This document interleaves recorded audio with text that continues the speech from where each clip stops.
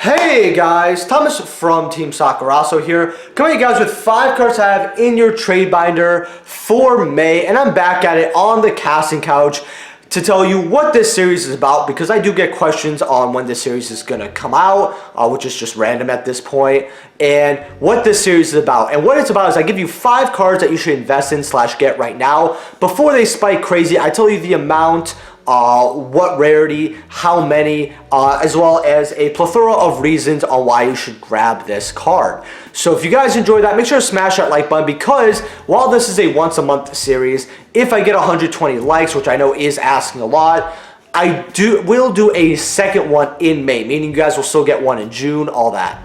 If you guys enjoyed this series as well, you could subscribe, because we are so close to 4,000 subscribers. I think we're like 195 off, because we just hit 3,800. I mean, that's a big number. 3,800, I don't know, at least to me it seems like a big number.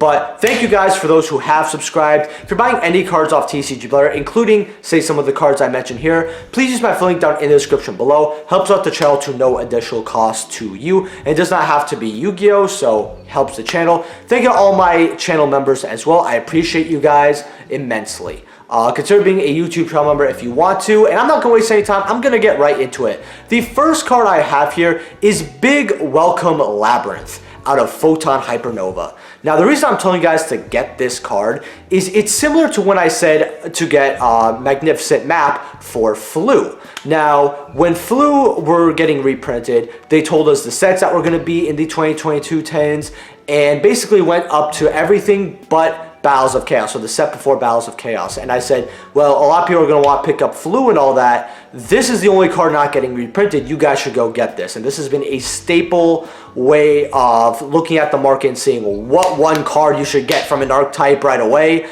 Because usually when everyone gets it, the one card that hasn't been reprinted spikes up very hard. And with Flu, for example, Magnificent Map went from a $7 to $10 card all the way up to a $30, $35 card, mostly stabilized around 25 to 28. But basically, I had a pretty huge price spike for a deck that, while it was meta relevant, it wasn't too crazy.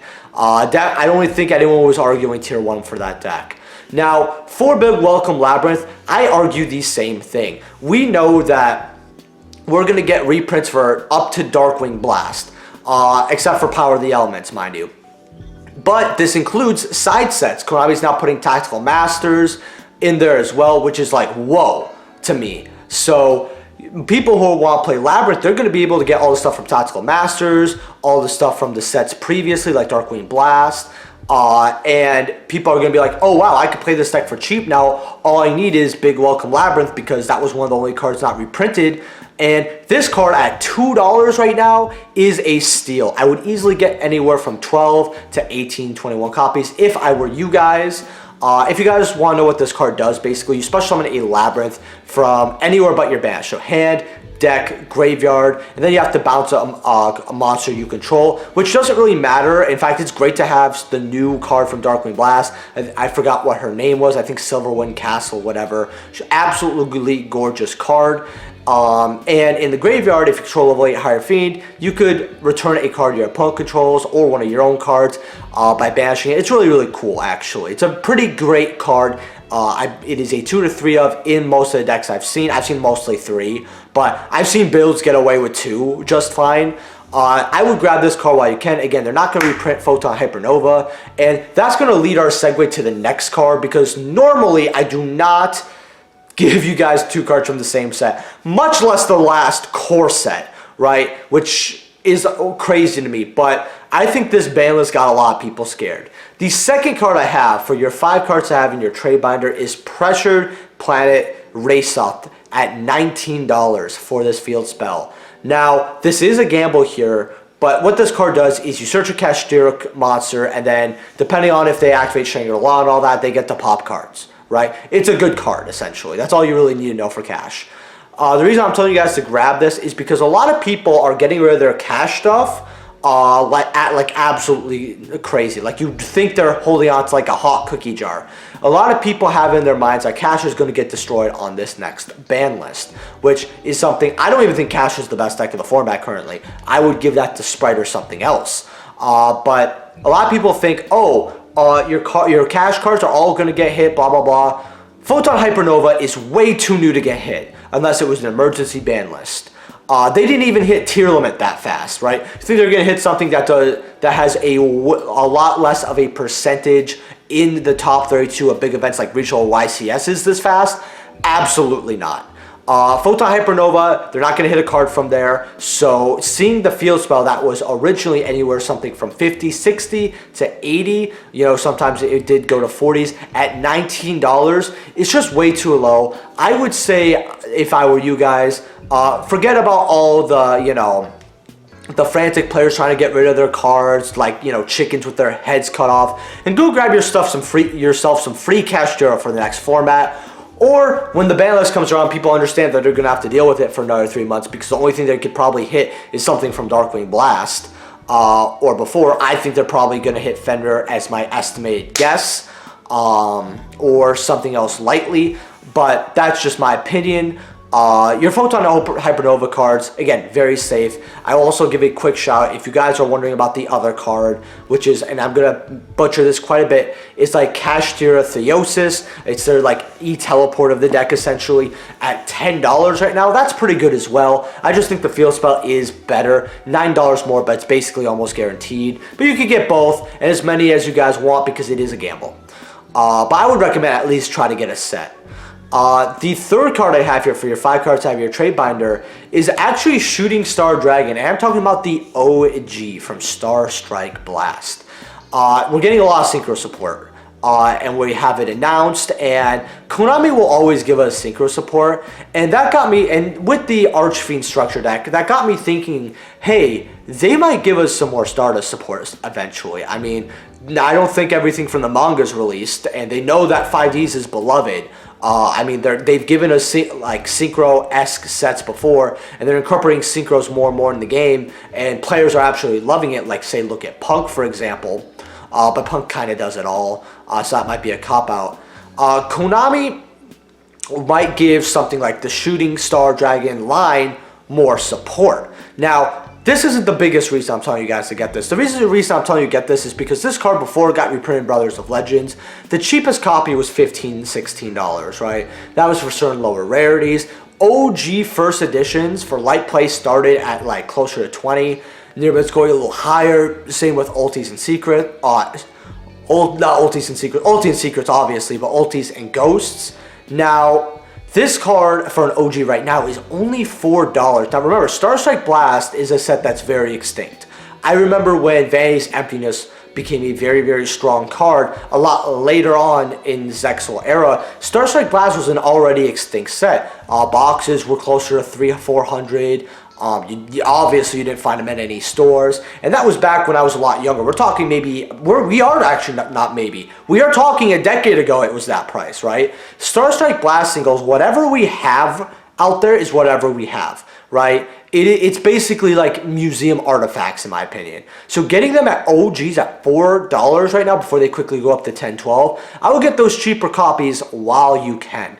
Seeing that it's an OG print of a Stardust card as well, that is a fan favorite. It is, I think Star Strike Blast is not 15 years old just quite yet, but getting closer to there, $4 or $5 is an absolute joke of a price. Go get your copies. Now, the fourth card I have for your 5 cards out of your trade binder, and this makes me a little sad that I actually have to give you guys a card like this, because if you guys don't know, I hate Zoodiac with a passion. I think it's probably the worst, it is, in my opinion, one of the most broken archetypes Konami has ever released in the game. But regardless, money's money, right? Zoodiac Trident for your fourth card to have in your trade binder. Now, I am talking about the Mega Pack version. Okay, I kicked my camera, but we're all going to pretend like you guys didn't notice that. Now, the Mega Pack right now is about $1. They were about 50-60 cents beforehand. The reason I'm telling you guys to get it is because OG firsts, which is something I've talked about in my market watch at $2-3 are not bad, are currently $8 to $10 for your copies here, for your first edition near mint, not unlimited first edition. There's a gold rare of this card, but a lot of people don't care about that. A lot of people are going to want their secret rares, and once the secret rare hits a certain threshold, which I think it already did. I mean, you have Mega Pack Secrets at $1 and then OGs between $8 to $10. Some people are going to be like, I'd rather just get maybe 2 or 3 copies of the Mega Pack from Secret. They look great and they're so much cheaper. Basically, I think the Mega Packs are going to catch up to the originals. Maybe if the originals say stand at $12, the Mega Packs go to 4, like anywhere from 4 to 6, maybe even 7, 8. So let's just say anywhere from 4 to 7, 8. Here, at $1 right now, you should definitely grab these. And if Konami never brings this card back, which I'm cool with it, again, I don't like Zoodiac anyway. Similar to certain cards like Harpor, where every ban list, oh, they go up, oh, they get bought out. You know, same with like Electromites. And it happens every ban list, but less and less people have them to list on either the next ban list or when it's ban list season, right? And it keeps repeating itself over and over again. This card is just, you're going to make money off it regardless of it coming back or not. And I'm going to explain Harpor a little more. I actually got Harpors at around $1 for supers when the card got banned, unfortunately, in what I would consider one of the worst, if not the worst ban list that Konami's ever given us. Just awful ban list. You know, I loved Eternals format. But point is, Harpor, they went to $1. I kept telling people, oh, you should get them because during hype season they might go 3/4s, which they did. They went to $3 to $4, and that happened like maybe 2-3 times, right? And then they never went back to $1 though after those 2-3 times. They went back to like say 2.5, right, 3, right? But then they would spike to 6, 7, right? And now, you know, you don't see Harpor below $4, $5, no matter what time it is. It could be right after, or 2 weeks after the ban list, right? In the middle of the season, right? People might think, oh, it's definitely not coming back on this list. There's no real hype for it, right? It was a $5 to $6 card. And if you got these at $1, that's a lot of money you made off just $1 card. And that did not come off. If it came off, it would go bananas. And I think the same example could be said for a lot of other ban cards. The one I'm picking today, Zoodiac Trident. And since it's banless season, I might as well give you guys a 5th card. And this is a bit of a funny one that I've noticed actually, because the listings are dwindling down but nobody's talking about it. So I wanted to save it for here, not my market watch. And that is Spyral Double Helix. Now, right now, for first edition near mint, there's barely 30 listings. Which is quite shocking. And they start at $3, but they quickly rise up to $9, $10. Now, Spyral is a deck that a lot of people love. I don't have a hatred for Spyral.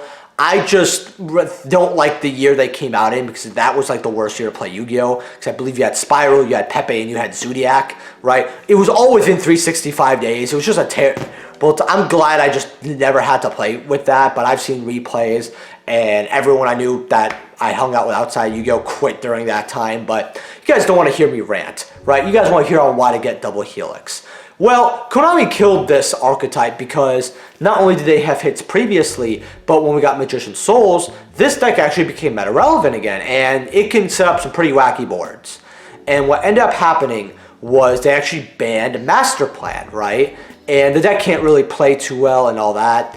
And I think that eventually Konami will give us some more Spyral love / support. The reason why I'm telling you guys to get Double Helix is because I don't see Konami really reprinting Spyral. And if they do reprint this card, is it going to be as a high rarity? Probably not. It's probably going to be as a common, or if you guys really want my guess, I feel like they're going to put it in some type of maximum gold that's like a gold rare, which, I mean, it's affordable. People could play it for, 20 cents, but people might want the cool OG ultra rares. And if it's, now this card, again, it is not banned, okay? So I don't want anyone to come and be like, oh, bro, but it's not banned.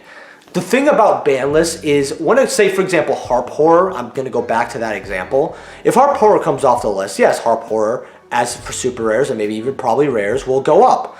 But people who want to play Orcust are going to also look at the other Orcust cards, like Dingirsu, Galatea, the other supers that are from Orcust, and those are going to go up as well. So if we get something from Spyral, a lot of the Spyral cards are going to go up, including Double Helix right now.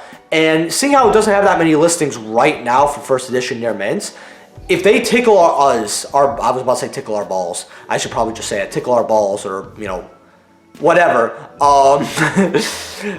You see how you guys could tell I don't have a script, right? But this card will probably go up to the moon, right? Just like the boards that Spyral can make when they were at full power. So I would get these while you can. This card is relatively old as well. $3 is quite a good price to get. I would say maybe just get a playset. It's nothing to sink a ton of money into, but get a playset. You want to get 2 playsets or like 4 copies, you can go ahead. Maybe if you want to get a playset, then you can like say trade for them or get them at a lower price or whatever. And you're like, you know what? Let me try to, you know, up my bread a little bit there. You know, take a bit more chance on this gamble. You can go ahead and do that. Might not be a bad idea. Again, if you guys enjoyed this video, make sure to smash that like button, because 120 likes, I will do a part 2 in May. If you guys are buying any cards off TCG Player, please use my link down in the description below. Helps out the channel to no additional cost to you. Subscribe if you have not already, and let me know what cards that you are picking up, actually. Usually I tell you guys to tell me your favorite, but I want to know what you guys are picking up, and I'll see you guys in the next video. Peace.